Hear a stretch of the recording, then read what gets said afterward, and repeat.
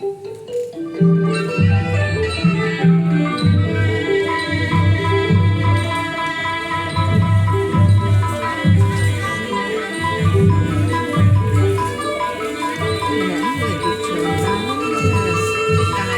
để không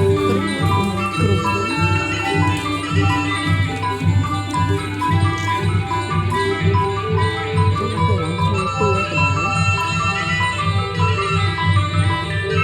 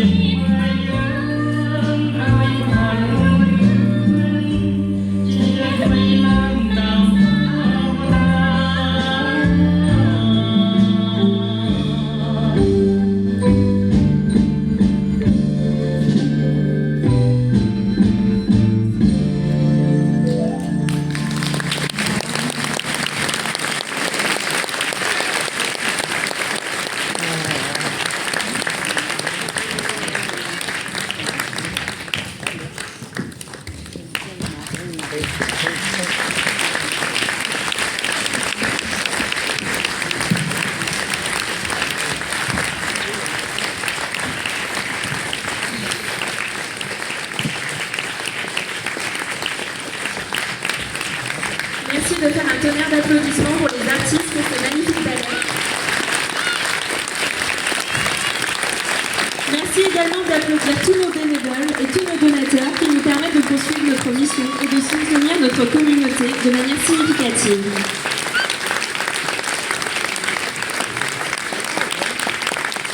Merci.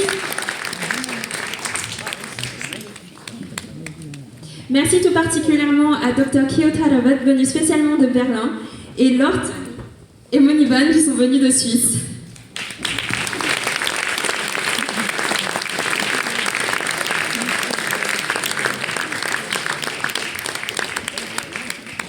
J'espère que vous avez passé un bon moment. Comme dirait mon père, ça a duré 2 heures, 2 minutes et 38 secondes. 2 heures, 2 minutes, 38 secondes de partage, de couleurs, de foulards, de culture. C'est beau comme parfois on parle de barrières de langue ou quoi, mais aujourd'hui, sans dire un mot, je crois qu'on a su partager énormément de ce qu'on voulait vous faire passer, en termes de messages, en termes de culture, de mélange. Et j'espère que ce message a été bien reçu. Madame Delalande, vous parliez d'en avoir plein les yeux et les oreilles. J'espère qu'on a tenu notre promesse. Merci à vous d'être tous présents. Personnellement, je trouve que c'est magnifique ce qu'on a vu, mais ce pays a besoin d'aide, ce pays a vraiment besoin de vous. Ça fait 12 ans qu'on est sur cette mission, 12 ans qu'on traverse le pays, qu'on essaye de faire ce qu'on peut avec les moyens qu'on a, mais sans vous, on n'ira nulle part. Sans vous, ils auront encore plus besoin d'aide. Donc à nouveau, merci à toutes les associations, ACK, SCK, l'ANEB,